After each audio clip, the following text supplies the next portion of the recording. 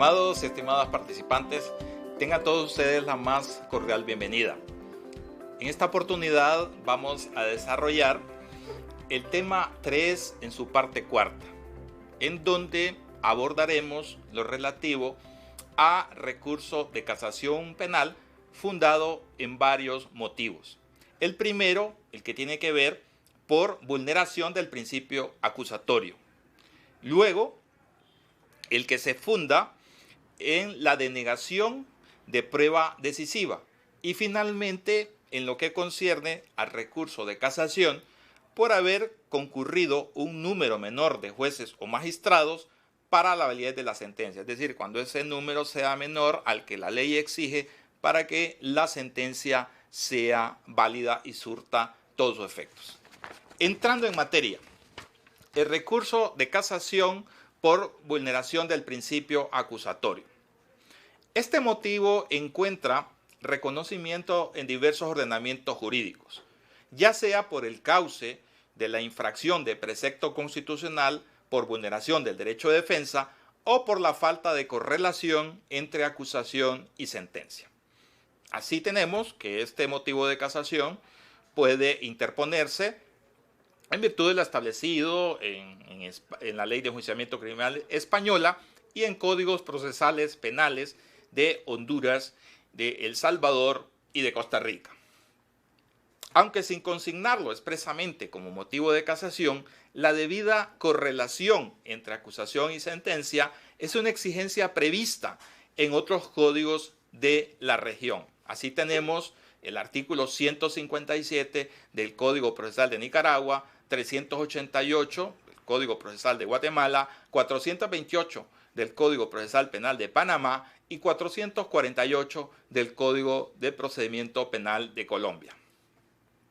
Como lo expone Bellido Penades, el principio acusatorio respecto a los hechos y la persona del acusado comporta dos exigencias. 1. El órgano judicial solo puede condenar y previamente enjuiciar a una persona respecto a la que se haya formulado acusación por un sujeto, es decir, una parte distinta del órgano jurisdiccional. De este modo, el enjuiciamiento penal de una persona respecto de la que no se ha formulado acusación por sujeto distinto, y hacemos hincapié en ello, del órgano jurisdiccional, constituye la infracción más flagrante de este principio, dada la incompatibilidad de funciones que de acusar y juzgar supone que se ha producido el enjuiciamiento penal de una persona, no ya con exceso sobre la acusación formulada, sino con exigencia absoluta de acusación respecto de una persona determinada. Como un precedente jurisprudencial importante en cuanto a la exigencia antes mencionada, tenemos la que nos constituye, mejor dicho, la sentencia del Tribunal Constitucional Español número 168/1990. En un caso en donde el recurrente en amparo no fue acusado en el juicio de falta seguido ante el juez de distrito, como expresamente se hacía constar en el acta del juicio de faltas y en la propia sentencia de instancia, el Ministerio Fiscal solo dirigió la acusación contra el otro coencausado y este no formuló acusación contra el requerente en amparo. Y por esa razón, ese amparo, repito, fue estimado o declarado con lugar. Una segunda exigencia básica del principio acusatorio, también reconocida pacíficamente, es que el órgano judicial solo puede juzgar a la persona acusada por los hechos respecto a los que se ha formulado acusación, sin que puedan producirse alteraciones esenciales en los hechos tal y como fueron delimitados por la parte acusadora.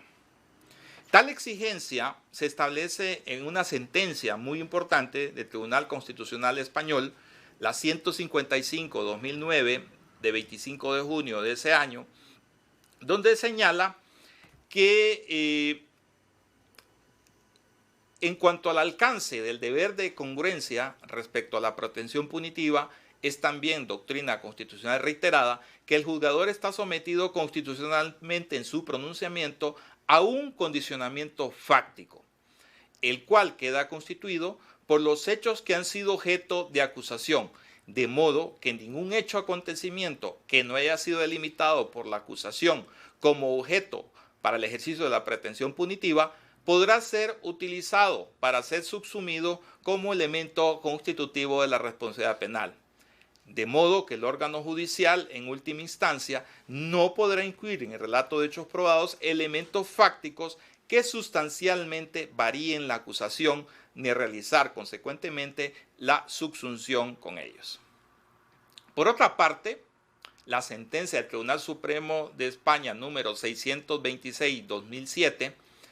ha establecido que la posición de tercero imparcial respecto al conflicto que siempre ha de adoptar el tribunal impide que él introduzca, como si fueran a las partes en el conflicto, hechos que no han sido objeto del mismo.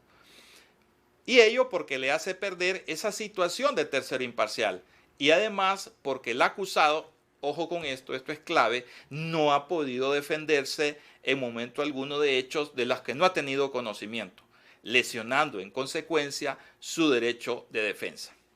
Sin duda, la vigencia del principio acusatorio impone un órgano jurisdiccional imparcial ante un conflicto entre la acusación y la defensa, de manera que el órgano judicial no puede sustituir a las partes, sino presidir el debate y recepcionar la prueba que éstas han presentado. Vamos a ver ahora algunos precedentes jurisprudenciales que nos parecen muy interesantes, en los cuales el tribunal de instancia, es decir, el tribunal de enjuiciamiento, vulneró el principio acusatorio y ello dio lugar a que el Tribunal Supremo declarara con lugar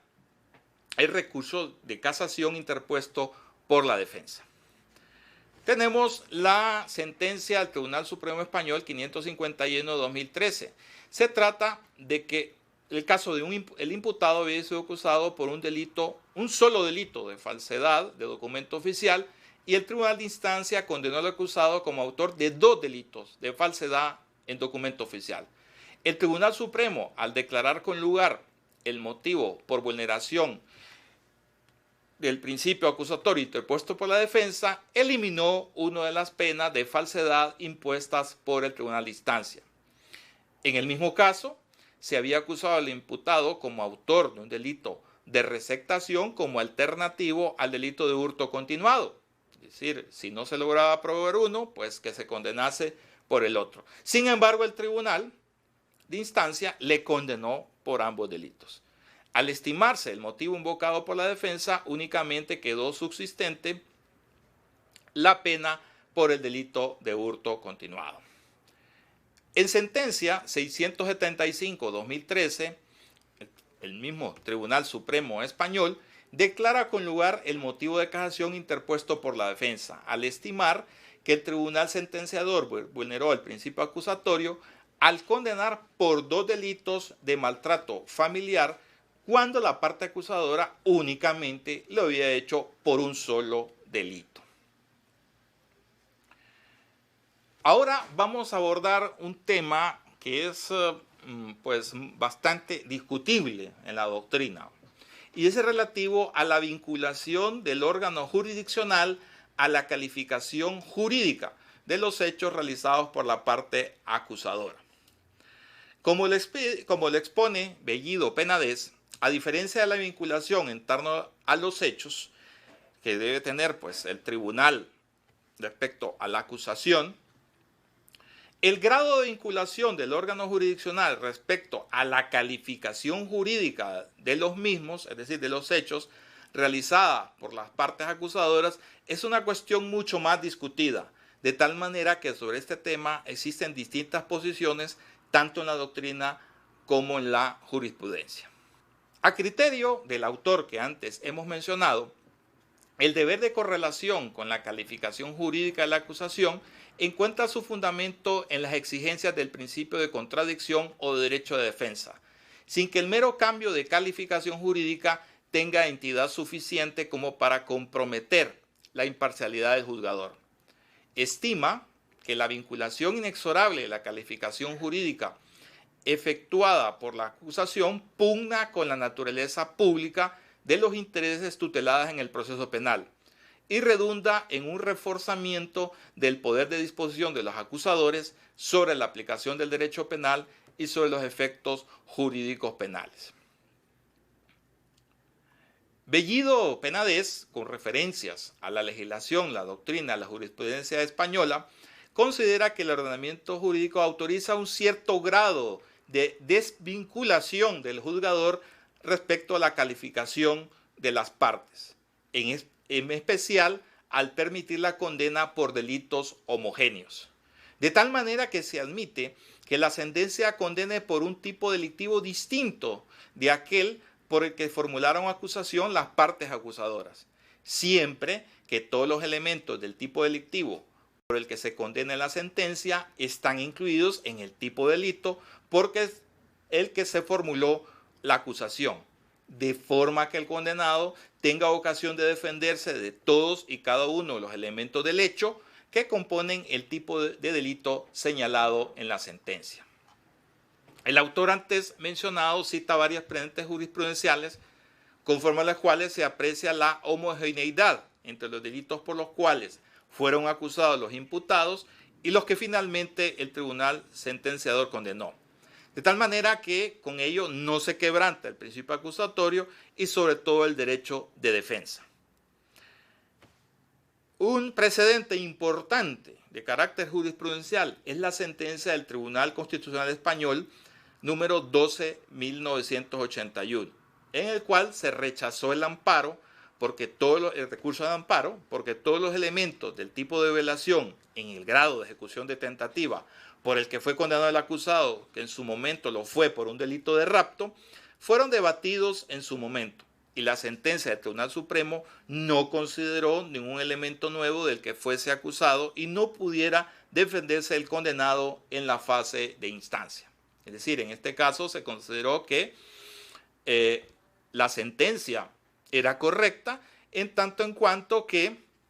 aunque el acusado lo fue por el delito de rapto y al final el tribunal consideró que lo que existía era una tentativa de violación, todos los elementos del delito por el cual fue finalmente condenado se podían contener en el delito por el cual se había formulado acusación, que era el delito de rapto. Otro precedente importante es la sentencia del Tribunal Constitucional Español número 225-1997, en que se acusó al imputado por 4 delitos de corrupción de menores, pero finalmente el tribunal sentenciador lo condenó por 4 delitos de agresiones sexuales no violentas. El Tribunal Constitucional rechazó el amparo interpuesto por la defensa al estimar que el cambio de la calificación jurídica de corrupción de menores a agresión sexual no violenta no infringió el precepto acusatorio porque todos los elementos del tipo de la condena están comprendidos en el tipo de la acusación. Cuando falta esa homogeneidad entre el tipo penal objeto de acusación y el tipo penal objeto de la condena, y por consiguiente no ha existido oportunidad de plena contradicción y defensa, el Tribunal Constitucional Español, como también el Tribunal Supremo de España, han otorgado los recursos de amparo y casación respectivamente interpuesta por la defensa de los acusados.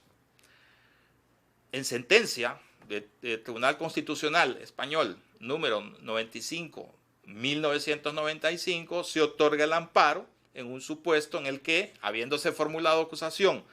por un delito de robo con fuerza en las cosas, el acusado resulta condenado por un delito de receptación, por estimarse que no existe homogeneidad entre esos delitos. Es decir, aquí se otorgó en este caso el amparo porque no existe esa homogeneidad. De tal manera que el acusado resultó por un delito de receptación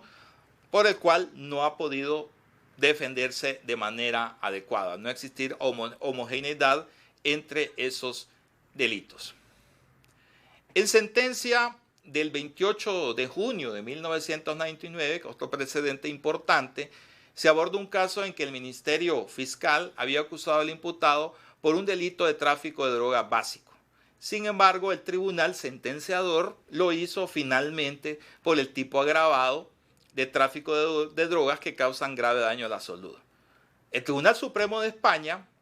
en la referida sentencia, declara con lugar el motivo de casación invocado por la defensa, arguyendo que si la acusación habla de unos hechos como no gravemente perjudiciales a la salud, no pueden los jueces asumir un tipo penal distinto y más grave, que lógicamente sorprende al acusado, desconocedor de esa imputación que solo nace ahora de la propia resolución judicial. Otro precedente importante es el de la sentencia del Tribunal Constitucional Español número 266/2006. Se aborda un caso en que el recurrente fue absuelto de la acusación formulada por una falta de daños, por motivo de una acción consistente en la tala de unos árboles de la denunciante que servía de lindero entre dos fincas. ¿Qué sucedió? Posteriormente, la denunciante interpuso recurso de apelación en que reiteraba la acusación de la primera instancia, es decir, por la falta de daños. Sin embargo, el denunciado fue condenado en apelación como autor responsable de un delito, mejor dicho, disculpen, de una falta de coacciones. El amparo se concedió bajo el argumento de que la violencia, es decir, no forma parte del tipo penal por el que se formuló la acusación y en consecuencia no fue objeto de contradicción, de tal manera que el denunciado no tuvo la oportunidad de defenderse. Es decir, en este caso, se trataba de un juicio de faltas, la parte acusadora lo hizo por una falta de daños y el tribunal de instancia por una falta de coacciones. Se consideró que la violencia, que es propia de las coacciones, no forma parte integrante de los daños y que por lo tanto, en ese caso, se violentó el principio acusatorio. Al final resultó condenado el acusado por un delito o por una falta, para ser más preciso, respecto a la cual no pudo defenderse oportunamente y por lo tanto se otorga el amparo interpuesto por la defensa. En el ordenamiento jurídico español decimos que existe una relativa vinculación del órgano jurisdiccional a la calificación jurídica de los hechos y por lo tanto a la pena formulada por la parte acusadora. En el artículo 854 da lugar, mejor dicho, a que en ese artículo de la Ley de Enjuiciamiento Criminal de España establezca que procede la interposición de recurso de casación en la forma cuando se peñe un delito más grave que el que haya sido objeto de la acusación si el tribunal no hubiera procedido previamente como determina el artículo 733.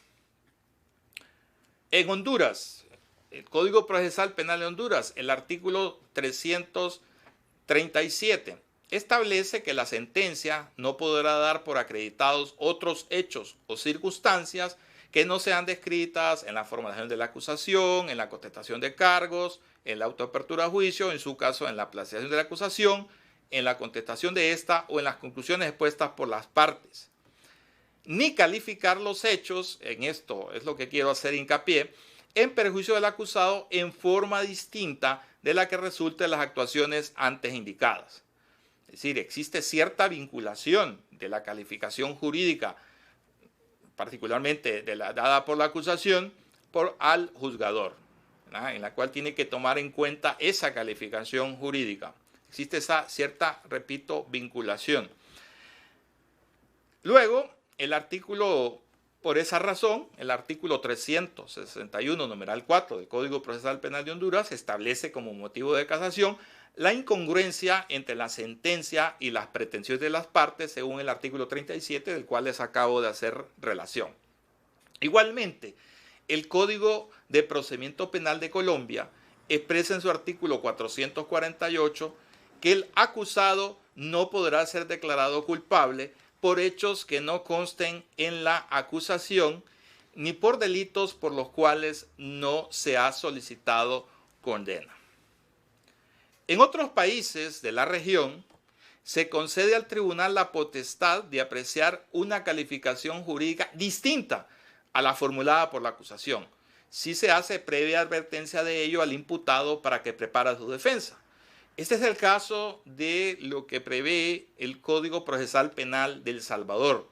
donde dice que el imputado no podrá ser condenado en virtud de un precepto penal distinto del invocado en la acusación, su ampliación o el auto de apertura a juicio, si previamente no fue advertido sobre la modificación posible de la calificación jurídica,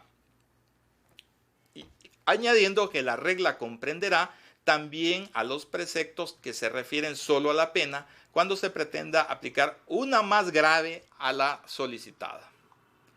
En términos similares, el artículo 428 del Código Procesal Penal de Panamá expresa que en la sentencia el tribunal podrá dar al hecho una calificación jurídica distinta a la que le dio la acusación o apreciar la concurrencia de circunstancias agravantes de responsabilidad penal no incluidas en ella, siempre que hubiera advertido las intervenientes durante la audiencia. El imputado, añade ese precepto, no podrá ser condenado en virtud de un precepto penal distinto del invocado en la acusación sin previa advertencia del tribunal sobre esa posibilidad para que prepare su defensa. En cambio, parece limitar de manera estricta esa correlación que debe existir entre acusación y sentencia a los hechos el Código Procesal Penal de Nicaragua, al establecer en su artículo 157 que la sentencia no podrá dar por declarados otros hechos que los de la acusación descritos en el auto de convocatoria de juicio, en su caso en la ampliación de la acusación. Pero el juez, ojo con esto, podrá dar al hecho una calificación jurídica distinta, aun cuando no haya sido advertida con anterioridad y aplicará la pena que corresponda. Vemos una total desvinculación de la calificación jurídica de la acusación, o mejor dicho, del tribunal de enjuiciamiento respecto a la acusación, a la calificación jurídica dada por la acusación. En términos similares, el artículo 388, párrafo segundo del Código Procesal Penal de Guatemala dice que en la sentencia el tribunal podrá dar al hecho una calificación jurídica distinta de aquella de la acusación o del auto de apertura a juicio o imponer penas mayores, ojo con esto, mayores o menores que la pedida por el Ministerio Público. Vemos otro ejemplo en la región donde existe una desvinculación total de la calificación jurídica dada por la acusación, desvinculación del juzgador, del tribunal de enjuiciamiento respecto a esa calificación jurídica, repito, formulada por la acusación. Esta misma tendencia, en nuestra opinión, consideramos que se inscribe el Código Procesal Penal de Costa Rica, cuando establece que en la sentencia el tribunal podrá dar hecho una calificación jurídica diferente de la acusación o querella o aplicar penas más graves o distintas de las solicitadas. Expuesto a lo anterior, pues, dependerá de la normativa de cada país establecer los límites o alcances de la exigencia de correlación entre acusación y sentencia, y con ello las opciones de impugnar en casación aquella sentencia que, con vulneración del principio acusatorio, no observe dicha correlación. Será, pues, la determinación de esa correlación entre acusación y sentencia, pues dependerá de cada país cómo se regule esta figura para interponer el recurso de casación cuando esa correlación no haya sido debidamente observada y por lo tanto se haya vulnerado el principio acusatorio. Otro motivo de casación consiste en la denegación de practicar una prueba de valor decisivo, motivo de casación que establece de manera expresa la Ley de Enjuiciamiento Criminal española, en tanto que otros países de nuestro entorno geográfico, como es el Código Procesal Penal de Nicaragua, lo establecen de manera expresa, en tanto que otros contemplan la procedencia del recurso de casación por infracción de precepto constitucional o por el desconocimiento de las reglas de debido proceso, que son los cauces que en nuestra opinión podrían ser los adecuados para invocar el motivo en estudio, es decir, cuando se deniega la práctica de una prueba que tiene valor decisivo. Conforme le explica Luzón Cuesta, la ley de Enjuiciamiento Criminal de España establece la procedencia del recurso de casación por quebrantamiento de forma cuando se haya denegado alguna diligencia de prueba que propuesta en tiempo y forma por las partes se considere pertinente. Para este autor, el motivo de casación que estamos abordando en este momento procede tanto en el caso de improcedente inadmisión, es decir, cuando debió admitirse la prueba, como en aquellos casos en que, habiéndose admitida la prueba, la misma no esté preparada para su práctica el día del juicio por causas ajenas al interesado y se niega indebidamente la suspensión del mismo, impidiendo así su realización. ¿Cuál es la naturaleza, el contenido y los límites del derecho fundamental de presentar pruebas en el proceso penal? Si decimos que si estamos abordando el motivo de casación por denegación de prueba decisiva, desde luego tenemos que referirnos cuál es la naturaleza, el contenido y límites de ese derecho que tienen las partes de presentar pruebas en el proceso penal. La sentencia del Tribunal Supremo Español número 48/2014 aborda lo referente a estos puntos. Dice esta sentencia que se trata de un derecho fundamental de configuración legal, en cuyo contenido constitucionalmente protegido coadyuva de manera activa el legislador. De este modo, para considerar lesionado este derecho, será preciso que la prueba no admitida o no practicada se haya solicitado en la forma y momentos legalmente establecidos, es decir, en la forma y momento que la ley establece. Por eso se dice que es un derecho de configuración legal. Este derecho no tiene carácter absoluto, es decir, no faculta para exigir la admisión de todas las pruebas que puedan proponer las partes en el proceso, sino que atribuye únicamente el derecho a la recepción y práctica de aquellas que sean pertinentes. Por otro lado, el órgano jurisdiccional ha de motivar razonablemente la denegación de las pruebas propuestas, de modo tal que puede resultar vulnerado ese derecho cuando se inadmitan o no se ejecuten pruebas relevantes para la resolución final del asunto litigioso sin motivación alguna, con insuficiente motivación o de manera arbitraria. No toda irregularidad o omisión procesal en materia de prueba puede causar por sí mismo una indefensión constitucionalmente relevante, pues la garantía constitucional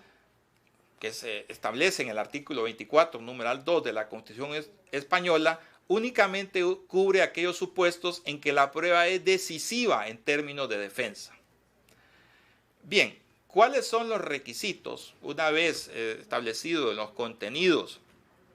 y límites de ese derecho a presentar pruebas por parte de las partes en el proceso penal? ¿Cuáles son los requisitos para la procedencia del motivo fundado en la denegación de la prueba decisiva? La sentencia del Tribunal Supremo de España del 6 de marzo de 2014 resume cuáles son esas condiciones o requisitos.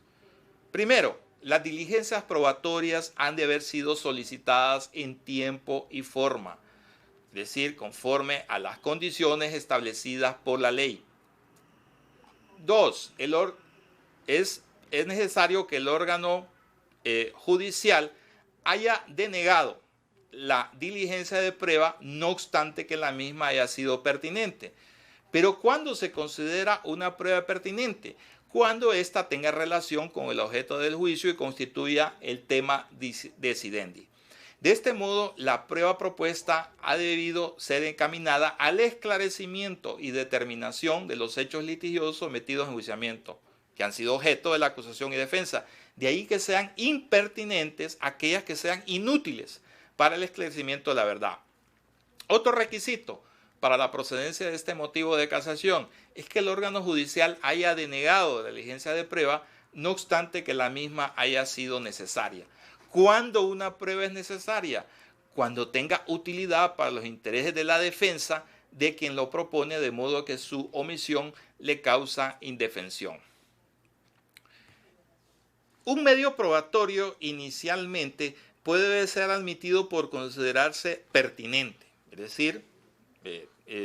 tiene relación con los hechos objeto de debate. Sin embargo, por una situación sobrevenida, esa prueba admitida y considerada pertinente puede no practicarse por falta de necesidad, sin que ello suponga vulneración del derecho fundamental de presentar pruebas en el proceso penal. Como lo explica Luzón Cuesta, no existe contradicción en que el tribunal admita determinada prueba testifical o de otra índole por juzgarla pertinente y luego, ante los obstáculos que se ofrecen para su práctica, prescinda de ella como innecesaria y lleve adelante el juicio sin acordar la suspensión solicitada por la parte. Al ser una cosa la pertinencia de la prueba en la fase de admisión de la misma y otra la necesidad de su práctica en el acto del juicio oral, como por ejemplo, cuando por las demás pruebas existentes sobre los mismos hechos, el punto concreto de que se trata se haya sobradamente acreditado.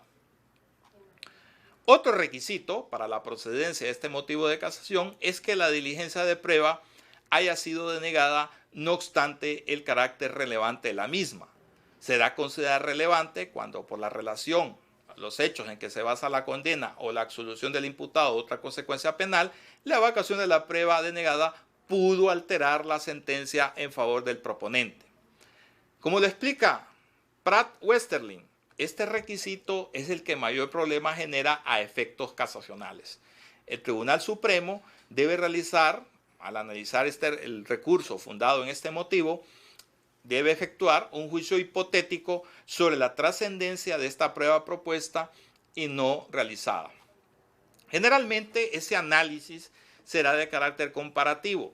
es decir, en el cual se debe tener en cuenta el resto de pruebas que existen en la causa y que sí fueron admitidas y realizadas. Es decir, la importancia de la prueba solicitada y no realizada se valora en atención al caso concreto y no de forma abstracto genérica y se vincula a la suficiencia del resto de pruebas valoradas por el tribunal. De ahí que el recurrente deberá demostrar la relación entre los hechos que se quisieron y no se pudieron probar y las pruebas inadmitidas y argumentar de modo consistente que la resolución final del juicio ante el tribunal de instancia pudo haber sido favorable de haberse aceptado y evacuado la prueba objeto de la controversia. Otro requisito es que la diligencia de prueba denegada por el órgano judicial haya sido posible, es decir, en el sentido de que el tribunal de instancia debe agotar razonablemente las probabilidades de su realización sin incidir en la violación del derecho constitucional a un juicio sin dilaciones indebidas.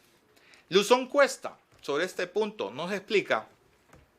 que conforme a reiterada jurisprudencia en España, la presencia de testigos en el juicio oral no puede ser considerada en todo caso una exigencia absoluta, sino apreciadas ciertas excepciones. Aparte, lógicamente, en el caso de que un testigo haya fallecido, otra excepción es el que está en ignorado paradero o resida en un país extranjero. De tal manera que no siendo posible su comparecencia, sus declaraciones pueden ser incorporadas por lectura y sometidas a contradicción. Desde luego, a petición de la parte que propuso la prueba, teniendo en cuenta que no existe una posibilidad de suspensión sine die o indefinida del juicio oral. Como muy bien lo expone el referido autor con referencias jurisprudenciales, los casos anteriormente expuestos no deben equipararse a los de falta de citación pese a conocerse el domicilio o en los que ni siquiera se ha intentado su averiguación, estimándose en alguna ocasión el recurso cuando el tribunal de instancia debió haber adoptado su decisión de no suspender el juicio oral sobre la base de una citación con mayores garantías de autenticidad y declarándose de una parte que el tribunal debe agotar razonablemente las posibilidades para su realización, sin incidir en la violación del derecho constitucional a un juicio sin dilaciones indebidas. Y añadiendo que no es suficiente con una mera citación con resultado negativo, sino que debe apurarse la búsqueda utilizando los servicios policiales. De este modo no se apreciará la imposibilidad y por lo tanto ha procedido la estimación del recurso de casación cuando el testigo